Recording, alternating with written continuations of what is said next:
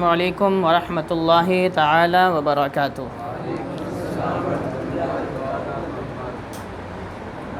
نحمده ونصلي ونسلم على رسوله الكريم اما بعد فاعوذ باللہ من الشیطان الرجیم بسم اللہ الرحمن الرحیم لیلۃ القدر خیر من الف شہر صدق اللہ المولانا العظیم۔ پڑھیے الصلاۃ والسلام علیک یا رسول اللہ، الصلاۃ والسلام علیک یا حبیب اللہ، الصلاۃ والسلام علیک یا نور اللہ، صلی اللہ تعالی علیہ وسلم۔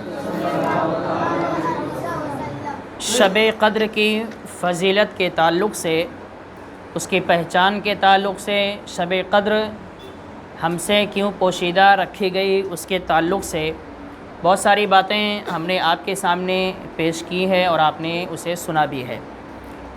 سوال یہ پیدا ہوتا ہے کہ اللہ رب العزت نے ہمیں شب قدر عطا کیوں کیا ہے، کیا وجہ ہے؟ پورا رمضان ہم عبادت کرتے ہیں تو الگ سے باقاعدہ شب قدر دینے کی کیا ضرورت تھی؟ ایک انسان رمضان المبارک میں بے شمار عبادتیں کرتا ہے، تو اس کی علت بیان کرتے ہیں کہ شب قدر عطا کیے جانے کے بارے میں کئی روایتیں ملتی ہیں، ایک حدیث نہیں، حضور اکرم صلی اللہ علیہ وسلم کی کئی حدیثیں ہیں کہ اس لیے شب قدر ہم کو عطا کی گئی ہے۔ ایک روایت میں ہے کہ حضور نبی کریم صلی اللہ علیہ وسلم نے ارشاد فرمایا کہ بنی اسرائیل میں ایک شمعون نامی عابد تھا، واقعہ آپ نے سنا بھی ہوگا غالباً، جنہوں نے 1000 ماہ اللہ کی راہ میں جہاد کیا اور عبادت کی۔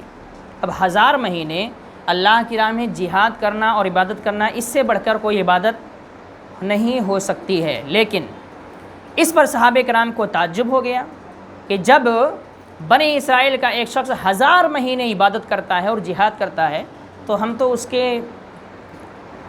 100 سال کے برابر نہیں ہے، 1000 کا مقابلہ کہاں سے کریں گے؟ صحابہ کو یہ دل شکنی ہوئی، ایسا لگا کہ ہم عبادت میں بنی اسرائیل سے نہیں بڑھ پائیں گے۔ اور ہم کو معلوم ہے کہ فضیلت امت محمدیہ کو حاصل ہے، تو یہ کون سی فضیلت کہ ہم عبادت میں ان سے پیچھے رہ جائیں؟ تو فضیلت مانی نہیں جائے گی نا۔ فضیلت یہ ہے کہ ہم ہر اعتبار سے اور خاص کر عبادت میں بنی اسرائیل ہوں، اس سے پہلے جتنی بھی قومیں آئیں، سب سے آگے بڑھ جائیں، تب ہماری فضیلت ثابت ہوگی۔ اور جب وہ ہم سے عبادت میں آگے ہوں، ہم پیچھے رہ جائیں، تو فضیلت کس بات کی؟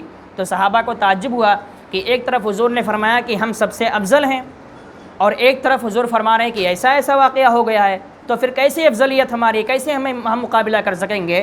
تو صحابہ کو جب تعجب ہوا اور کہا کہ پھر ہمارے اعمال کی کیا حیثیت؟ یہ صحابہ کے جملے ہیں۔ حضور سے فرمایا یا رسول اللہ، ہمارے اعمال کی کیا حیثیت؟ وہ 1000 سال عبادت کرتا ہے، ہم سب 100 سال میں دنیا سے چلے جاتے ہیں، تو پھر ہمارے اعمال کی اس کے سامنے کیا حیثیت ہے؟ کیا مقابلہ کریں؟ اس پر اللہ تعالیٰ نے اس امت کو ایک رات عطا فرمائی۔ حضور نے فرمایا کہ اس بات پر صحابہ کو جب یہ تعجب ہوا تو حضور نے فرمایا کہ تمہیں اللہ رب العزت نے ایک رات عطا فرمائی ہے میری امت کو، جو اس غازی کی مدت عبادت سے بہتر ہے۔ غازی جہاد کرنے والا، عبادت کرنے والا، یعنی جو 1000 مہینے اللہ کی راہ میں جہاد کر رہا ہے، عبادت کر رہا ہے، اس سے زیادہ افضل، زیادہ بہتر، زیادہ فضیلت کی یہی ایک رات شب قدر ہے۔ اگر ہم دل لگی کے ساتھ ایک رات یہ شب قدر میں عبادت کر لیں تو اس کے 1000 مہینے کی عبادت سے ہماری عبادت بڑھ جاتی ہے۔ اور یہ شرف صرف اس لیے ہے کہ ہم امت محمدیہ ہیں، ورنہ واقعتاً دیکھا جائے شمار میں تو اس کے آگے ہم نہیں ہیں۔ 1000 مہینہ کہاں اور ایک رات کہاں، شمار میں تو آگے نہیں ہو سکتے، لیکن حضور کی امت ہونے کی وجہ سے یہ مقام ہمیں دے دیا گیا کہ ایک رات عبادت کرو، بنی اسرائیل کے ہر فرد سے آگے بڑھ جاؤ گے، بنی اسرائیل کا کوئی آدمی تمہارے سامنے نہیں ٹک پائے گا عبادت میں۔ تو یہ امت محمدیہ کی خاص فضیلت ہے جو صرف امت محمدیہ ہی کو حاصل ہے، اس سے پہلے کسی قوم کو حاصل نہیں ہوئی ہے۔ اسی سلسلے میں ایک اور روایت علامہ قرطبی رحمۃ اللہ تعالیٰ علیہ نے موطا امام مالک کے حوالے سے تحریر فرمایا کہ رسول اللہ صلی اللہ علیہ وسلم کو پچھلی امتوں کی عمریں دکھائی گئیں۔ پچھلی امتوں کی عمریں کی یہ قوم کے لوگ اتنے سال کے ہوتے تھے، اتنے سال کے، اور امت محمدیہ کی دکھائی گئی تو ان کی عمر کم ثابت ہوئی۔ پہلے کے لوگ بھائی 1000 سال کا تذکرہ ہے نا انبیاء کرام کا، کہ 1000 سال ان کی زندگیاں ہوئی ہیں، تو جب ان کی زندگیاں ہوئی تو ان کی قوم کی بھی تو زندگیاں لمبی ہوئی ہیں، تو جب جس کی عمر زیادہ ہے وہی تو عبادت زیادہ کرے گا۔ اور آج امت محمدیہ کا حال کیا ہے؟ 100 سال مشکل سے کوئی گزار لیا تو چرچا ہو جاتا ہے کہ 100 سال گزر گیا ان کا، ورنہ 100 کے اندر ہی ہر کوئی دنیا سے چلا جاتا ہے۔ تو ہم جب عمر میں کم ہو گئے، ہماری عمریں کم ہو گئیں، تو عبادت میں ہم کیسے بڑھ پائیں گے؟ تو حضور صلی اللہ علیہ وسلم کو پچھلی امتوں کی عمریں دکھائی گئیں کہ ان کی عمریں بہت لمبی ہو رہی ہیں۔ آپ نے دیکھا کہ ان کے مقابل میں آپ کی امت کی عمریں بہت کم ہیں۔ اس سے آپ کو خوف ہوا کہ میری امت کے اعمال ان امتوں کے اعمال تک نہ پہنچ سکیں گے۔ حضور کو یہ احساس ہونے لگا کہ جب ان کی عمریں زیادہ، میری امت کی عمریں کم، تو پھر میری امت کے اعمال ان کے برابر نہیں ہو سکیں گے، اعمال انہی کے زیادہ ہوں گے۔ تو پھر کیا ہوا؟ تو اللہ تعالیٰ نے آپ کو شب قدر عطا فرمایا، جو ان امتوں کے 1000 ماہ کی عبادت سے بہتر ہے۔ لیلۃ القدر خیر من الف شہر، یہ ایک رات 1000 مہینے سے افضل ہے۔ یعنی جو ہم سے پہلے کی امتیں گزر گئی ہیں ان کے 1000 مہینے کی عبادت سے بہتر ہماری یہ اس ایک رات کی عبادت ثابت ہوتی ہے۔ شرط یہ ہے کہ دل لگی کے ساتھ اس رات میں ہم عبادت کر سکیں، جیسا کہ اللہ تبارک و تعالیٰ کا ارشاد ہے لیلۃ القدر خیر من الف شہر۔ ایک اور روایت حضرت علی بن عروہ سے ہے کہ ایک دن رسول اللہ صلی اللہ علیہ وسلم نے بنی اسرائیل کے 4 اشخاص کا تذکرہ فرمایا، بنی اسرائیل کے 4 لوگوں کا تذکرہ کیا جنہوں نے اللہ کی 80 برس عبادت کی۔ 80 سال ان لوگ صرف کیا کیے؟ اللہ کی عبادت میں لگے رہے، اور ان کی زندگی کا ایک لمحہ بھی اللہ کی نافرمانی میں نہیں گزرا۔ 80 سال کی عبادت ایسی کہ صرف عبادت ہی عبادت، ایک بھی لمحہ نافرمانی میں نہیں گزرا۔ اور یہاں ہمارا حال تو یہ ہے 24 گھنٹے میں 23 گھنٹہ نافرمانی میں جاتا ہے، وہ 1 گھنٹہ بچتا ہے، اس میں بھی فرما برداری کر لیں تو اللہ کا احسان ہے۔ یہ ہمارا حال ہے، لیکن وہ بنی اسرائیل جن کا چار لوگوں کا حضور نے تذکرہ کیا، وہ کیا تھے؟ 80 سال ان کی ایسی گزری کہ صرف اللہ کی عبادت، اور 80 سال میں 1 سیکنڈ بھی ان کا اللہ کی نافرمانی میں نہیں گزرا۔ تو ہوا کیا؟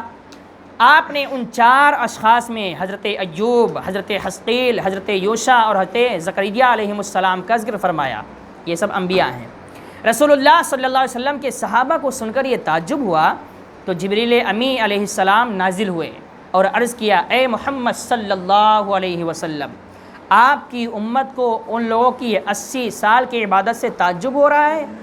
تو انہیں تسلی دے دیجئے، اللہ تعالیٰ نے آپ پر اس سے بہتر چیز نازل کر دی ہے، اور سورہ قدر پڑھی اور کہا یہ اس چیز سے افضل ہے جس پر آپ کو اور آپ کی امت کو تعجب ہو رہا ہے۔ جبریل امی فوراً حاضر ہو گئے صحابہ کو تسلی دینے کے لیے کہ یا رسول اللہ، ان کو تعجب ہو رہا ہے اور آپ کو تعجب ہو رہا ہے، ضرورت نہیں تعجب کرنے کی، ان کے بارے میں آپ سوچ کر تعجب کر رہے ہیں، یہ لیجئے اللہ نے آپ کے لیے تحفہ نازل فرمایا، سورہ قدر سنایا پورا اور فرمایا یہی یہ تحفہ ہے جو ان کی 80 سال کی عبادت سے بہتر ہے آپ کی 1 رات کی عبادت۔ کر کے تو دیکھیں، لطف ملے گا، مزہ ملے گا، اور قیامت میں جب جزا ملے گی تو وہ 80 سال ایک طرف، یہ 1 رات ایک طرف ہو جائے گی۔ تو اس رات میں خصوصاً کیا ہوتا ہے، ہر جاگنے والی جو راتیں، مقدس راتیں اللہ نے ہم کو عطا کی ہیں، اس میں اللہ کی ایک خصوصی صفت ہے کہ وہ اپنی رحمت کو آسمان اول پر بھیج دیتا ہے، اور وہ رحمت، اللہ کی رحمت کیا کرتی ہے؟ ہر دعا گو کو، ہر دعا مانگنے والے کو، ہر عبادت کرنے والوں کو، یہاں تک کہ جو لوگ اپنے گھروں میں سو رہے ہوتے ہیں ان کو بھی پکارتی ہے کہ کچھ چاہیے تو آ جاؤ، ابھی موقع ہے صبح فجر تک، صبح صادق طلوع ہونے کے بعد موقع ہاتھ سے نکل جائے گا، یہ اللہ کی رحمت پکار لگاتی ہے۔ تو جو لوگ اس رات میں جاگتے ہیں، عبادتیں کرتے ہیں، یقیناً اللہ کی رحمت ان سے قریب ہوتی ہے اور اپنے آغوش میں لیتی ہے، اور جو لوگ سوئے رہتے ہیں پھر وہ کیا ہوتے ہیں؟ سوتے ہی رہ جاتے ہیں، ان کی قسمت بھی سوتی ہی رہ جاتی ہے۔ تو فرشتوں کا نزول سورہ قدر میں کیا فرمایا؟ تنزل الملائکۃ والروح، فرشتے اور جبریل امی اس رات میں نازل ہوتے ہیں باقاعدہ۔ فرمایا سورہ قدر میں اللہ عز و جل نے ارشاد فرمایا تنزل الملائکۃ والروح فیہا، اس رات فرشتے اور روح آسمان سے زمین پر اترتے ہیں۔ یہاں روح سے مراد جبریل امی ہیں۔ شب قدر میں سارے فرشتے نازل ہوتے ہیں، یا ان میں سے بعض، اس سلسلے میں مفسرین کا اختلاف ہے کہ بعض فرشتے اور جبریل امی آتے ہیں، اور ایک روایت یہ ہے کہ سارے فرشتے آسمان کے زمین پہ اتر آتے ہیں شب قدر منانے کے لیے۔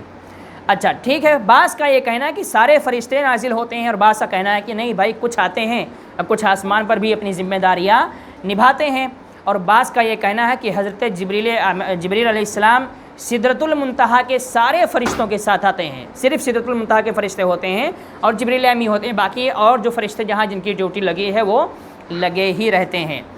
نزول ملائکہ کے حوالے سے حدیث پاک میں تذکرہ آتا ہے، حضرت انس رضی اللہ تعالیٰ عنہ سے مروی ہے کہ نبی کریم صلی اللہ علیہ وسلم نے ارشاد فرمایا، اذا کان لیلۃ القدر ینزل جبریل فی کبکبۃ من الملائکۃ یصلون علی کل عبد قائم او قائد یذکر اللہ عز وجل، فرماتے ہیں یعنی لیلۃ القدر کو جبریل امی فرشتوں کے ایک جمع غفیر کے ساتھ زمین پر اترتے ہیں۔ قرآن مقدس میں آیا تنزل الملائکۃ والروح فیہا، حضور اسی کی تفسیر بیان فرما رہے ہیں اپنی حدیث میں۔ یہ جو حدیث ہے اسی آیت کی تفسیر ہے کہ اس آیت کا مطلب کیا ہے۔ فرماتے ہیں جبریل امی فرشتوں کے ایک جمع غفیر کے ساتھ یعنی ایک جماعت کے ساتھ کیا کرتے ہیں، زمین پر اترتے ہیں۔ ملائکہ کا یہ گروہ ہر اس بندے کے لیے دعائے مغفرت اور التجائے رحمت کرتا ہے جو کھڑے یا بیٹھے اللہ تعالیٰ کے ذکر میں مشغول ہوتا ہے۔ سب کے لیے نہیں کہا کہ سب کے لیے دعائے مغفرت، کس کے لیے؟ جو اس رات میں جا کر کھڑے ہو کر بیٹھ کر سجدے میں جا کر کسی بھی طرح سے اللہ کی عبادت کرتا ہے، تو یہ فرشتے کیا کرتے ہیں، اس کے لیے دعائے مغفرت اور التجائے رحمت کی التجا کی دعا کرتے ہیں۔ اب آپ سمجھ لو ہماری دعا تمہاری دعا انسانوں کی دعا تو رد ہو سکتی ہے، لیکن فرشتے معصوم ہیں، ان کی دعا کبھی بھی رد نہیں ہوتی ہے۔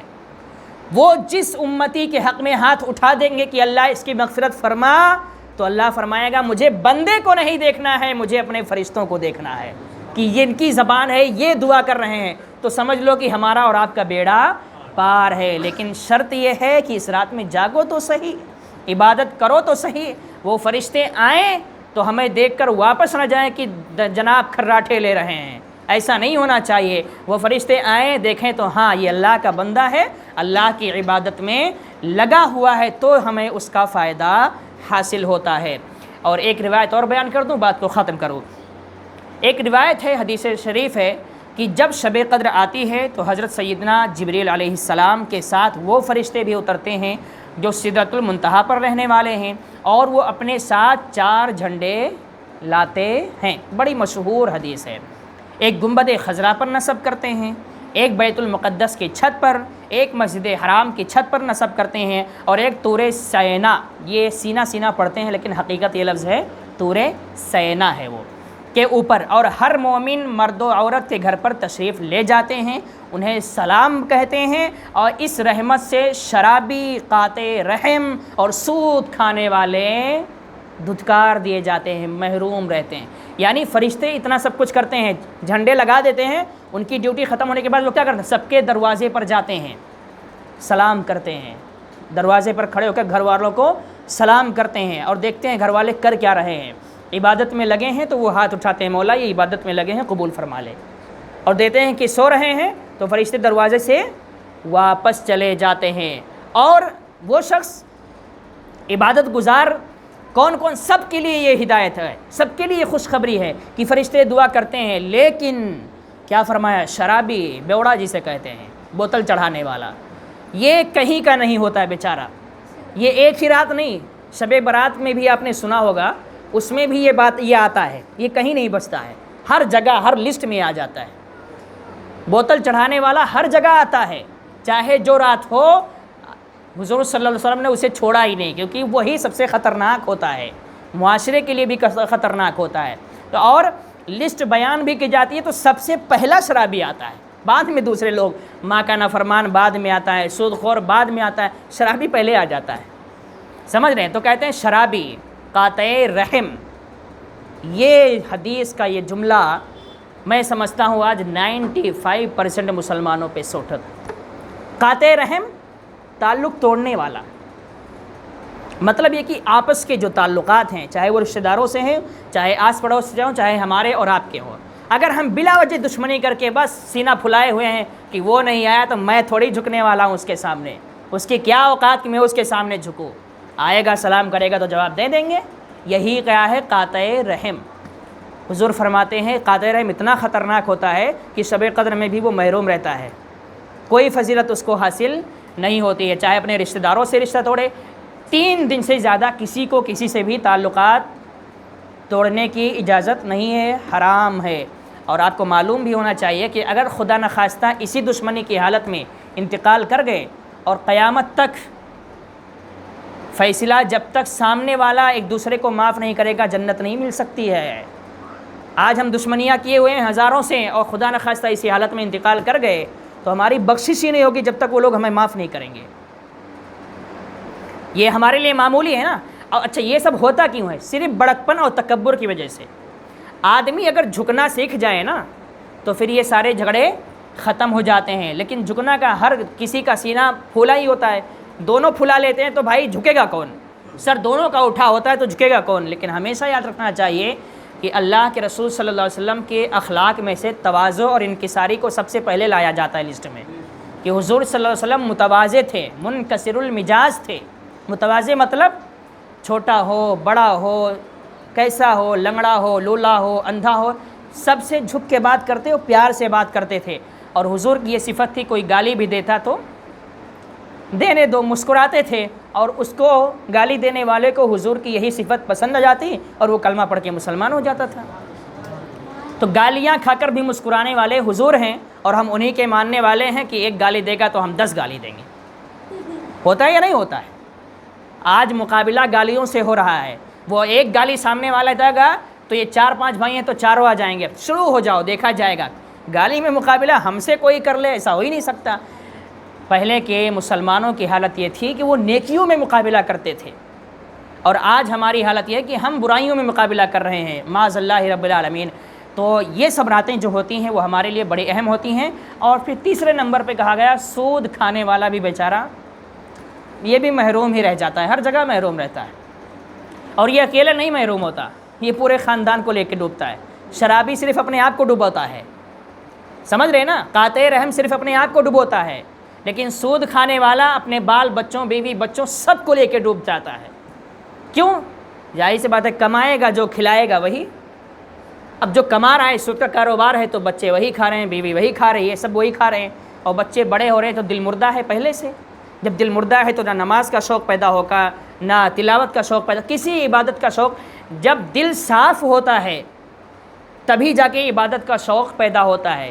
ہمارے اولیاء کرام کی ایک صفت رہی ہے کہ وہ فاقہ کشی کو گوارا کرتے تھے، لیکن جب تک یہ تحقیق نہ ہو جاتی کہ یہ حرام ہے یا حلال ہے، وہ لقمہ اپنے منہ میں نہیں ڈالتے تھے، کئی دن تک وہ بھوکے رہ جاتے، یہ گوارا تھا۔ لیکن جب تک معلوم نہ پڑ جائے کہ یہ جس کے پاس سے آیا ہے اس کا کاروبار کیا ہے، اس کا بزنس کیا ہے، حلال ہے یا حرام ہے، اس کا پتہ نہیں لگا لیتے جب تک وہ ایک قطرہ نہ پانی پیتے نہ ایک لقمہ کھانا کھاتے تھے۔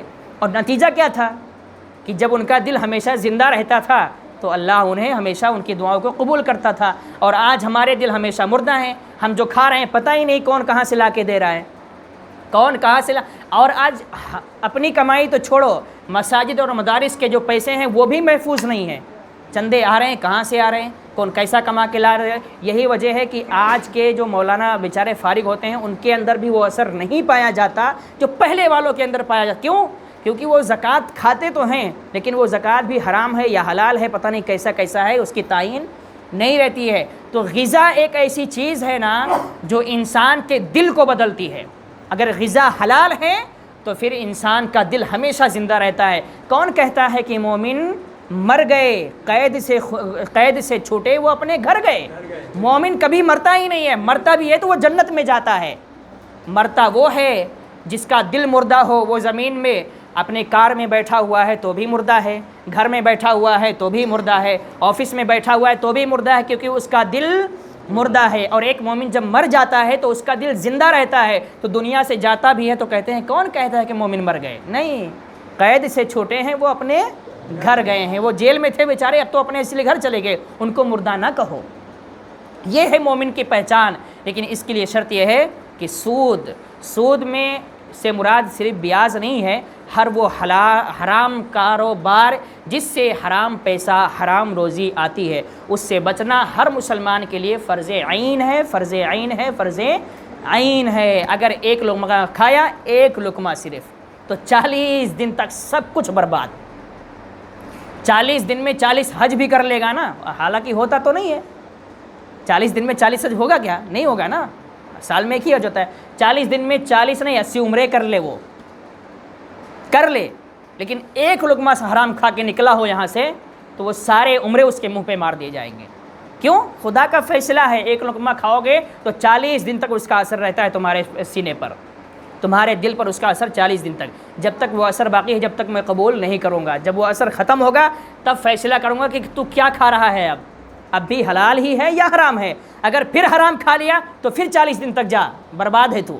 ایسے ہی کھاتے رہو، 40 دن تک جوڑتے رہو، پوری عمر گزر گئی، پتہ چلا قیامت میں جب نامہ اعمال کھلا تو پھر سارا کا سارا خالی ہے نیکیوں سے۔ کیوں؟ کیونکہ بیچارہ تراویح تو پڑھا، زکوٰۃ تو دیا، صدقہ دیا، فطرہ دیا، روزہ رکھا، حج کیا، کئی عمرے کیے، لیکن کھایا کیا؟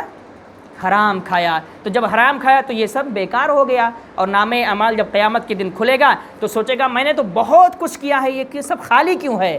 تب اسے دکھایا جائے گا کیا تو بہت کچھ تھا لیکن اللہ کے لیے نہیں۔ اگر اللہ کے لیے کرتا تو کرنے سے پہلے اپنے دل کو صاف کرتا۔ جب تو نے دل صاف نہیں کیا تو کون سا دل لے کے میری بارگاہ میں آیا تھا؟ میں تو ہمیشہ ان اللہ طیب لا یقبل الا طیبا، اللہ پاک ہے اور پاک کو قبول فرماتا ہے نا۔ ناپاک کھانا کھا کے ہم جائیں گے اور نماز پڑھیں گے تو ہماری نماز قبول ہونے والی نہیں ہے، کیونکہ حضور نے فرمایا لا یقبل الصلاۃ الا بالطہارہ، مشکوٰۃ شریف کی حدیث ہے، فرماتے ہیں کہ طہارت کے بغیر، طہارت سے مراد وہ طہارت بھی ہے اور یہ پاکیزگی کھانے والی بھی ہے، اس کے بغیر نماز کبھی قبول ہی نہیں ہوتی ہے۔ کوئی انسان حرام کھاتا رہے، نماز پڑھتا رہے، ایک بھی نماز اس کی قبول نہیں ہوگی۔ تو ہم سب کی ذمہ داری ہے کہ سب سے پہلی کوشش یہ ہونی چاہیے کہ ہم جو غذا کھائیں ہماری طرف سے مکمل کوشش ہو کہ جو بھی ہمارے جسم کے اندر جا رہا ہے، ہمارے بال بچوں کے جسم کے اندر جا رہا ہے، وہ بالکل حلال ہونا چاہیے تاکہ اس کا اثر باقی رہے۔ اللہ رب العزت کی بارگاہ میں دعا ہے کہ پروردگار عالم ہم سب کو ہمیشہ رزق حلال کمانے کی توفیق عطا فرمائے، اور حرام روزی سے ہم سب کو بچنے کی اور بچانے کی توفیق عطا فرمائے۔